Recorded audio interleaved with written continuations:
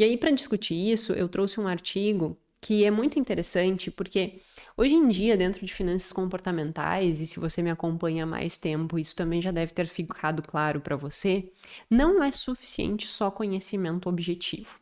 Então, sabe aquela coisa que vários colocaram até nos comentários em relação ao episódio do Antônio? E quem não viu o episódio do Antônio, veja, porque tá muito legal mesmo.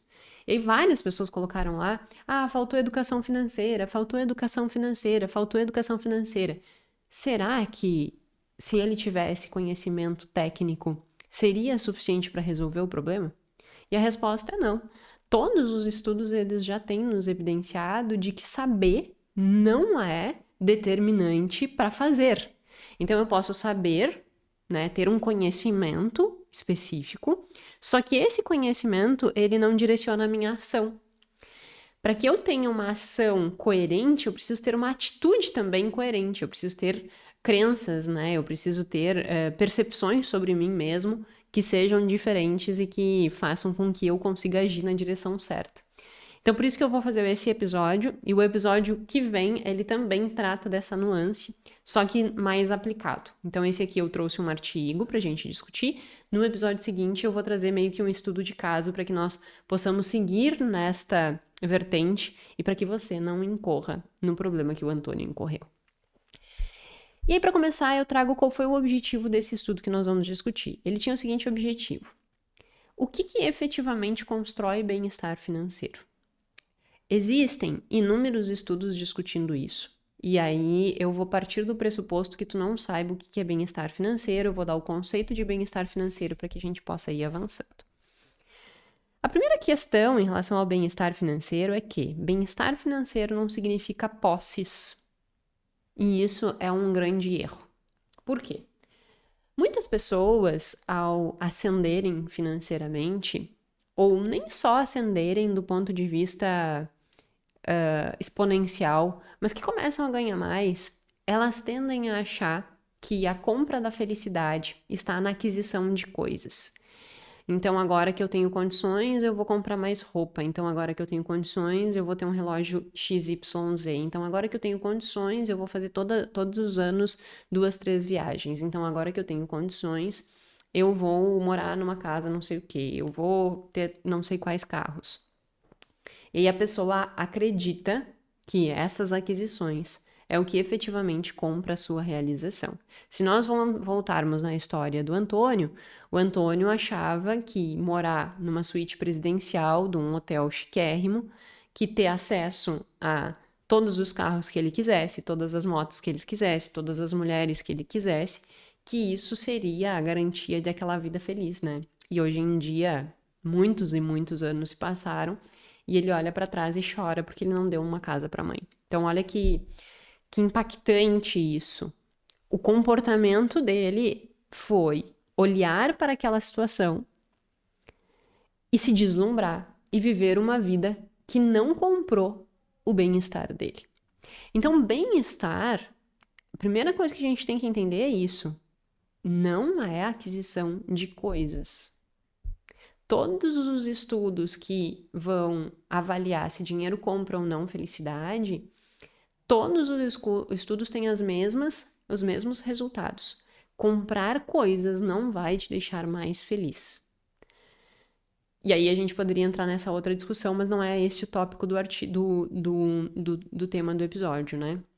Eu só quero conceituar o bem-estar financeiro. Então, o que é o efetivo bem-estar financeiro se não é fazer aquisição de coisas? O bem-estar financeiro é que tu tenha capacidade de atender as tuas necessidades atuais e futuras.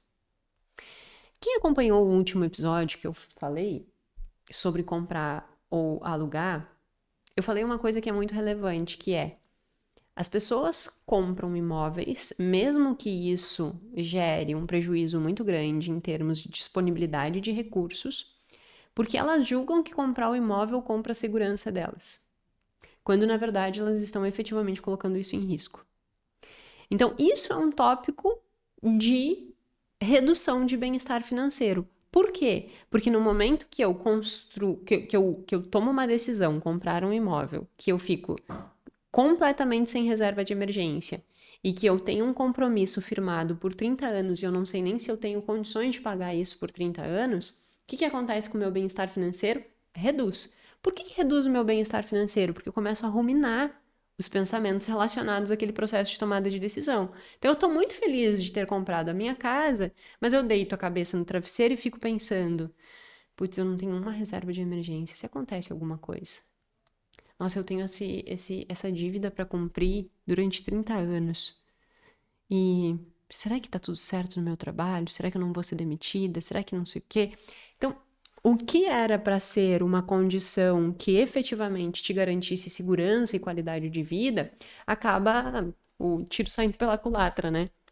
Então, isso é um exemplo clássico da pessoa tomar uma decisão buscando o bem-estar financeiro, quando na verdade ela compromete o bem-estar financeiro. Por quê? Porque ela começa a gerar pensamentos de que ela não tem condições de arcar com as necessidades atuais, porque agora ela tem uma dívida muito grande e ela não tem mais reserva. Então ela começa a se preocupar com a condição atual. Se acontece alguma coisa, como é que eu vou dar conta disso? E começa a se preocupar também com a questão futura. Eu não estou conseguindo guardar dinheiro porque eu não tenho margem, eu não tenho fôlego no meu orçamento que me permita eu guardar uma parte dele. Então ele está indo completamente para pagar o financiamento e eu não estou tendo margem aqui para investir para o meu futuro e comprar a minha liberdade. Então, olha só, eu estou comprometendo dois tópicos que são centrais dentro do bem-estar financeiro: segurança e liberdade, no presente e no futuro. No presente eu me sinto inseguro, eu me sinto instável, porque se acontece qualquer coisa eu não tenho condição de arcar. E para o futuro eu também me sinto instável, porque eu não tenho fôlego, eu não tenho folga financeira que me permita construir essa estrutura. E aí a pessoa vai ter que galgar outros caminhos, né? Ela vai ter que aumentar a sua renda, ela vai ter que fazer algumas estratégias para que ela consiga construir novamente esse bem-estar financeiro. Isso significa que toda e qualquer pessoa que comprar imóvel financiado e se colocar nessa condição, dali para frente só terão problemas? Claro que não, pelo amor de Deus.